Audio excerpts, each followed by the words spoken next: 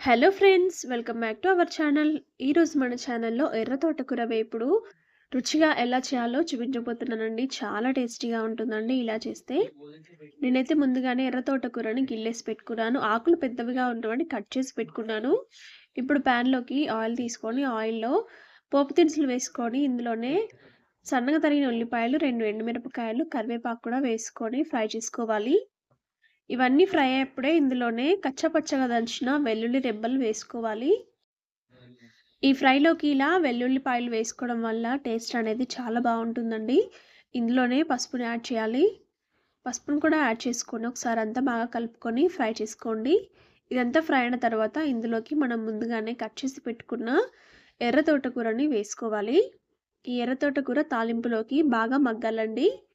So అంతా బాగా కలుపుకొని మూత పెట్టేసి బాగా మగ్గించుకోండి. ఇలా అంతా బాగా మగ్గిన తర్వాత ఇందులోకి రుచికి సరిపడినంత సాల్ట్‌ని యాడ్ చేయాలి. ఈ కర్రీలో ఆయిల్ అనేది ఎక్కువగా ఉంటే టేస్ట్ అనేది బావుంటుందండి. అండ్ తోటకూర కూడా బాగా ఫ్రై అయితేనే టేస్ట్ కూడా చాలా బావుంటుంది. రుచికి సరిపడినంత సాల్ట్ కూడా యాడ్ చేసి అంతా బాగా కలుపుకోండి. ఇప్పుడు ఇందులోకి కారాన్ని యాడ్ చేయాలి. మీరు ఎంత కారం తినగలరో చూసుకొని కారాన్ని యాడ్ చేసుకోండి.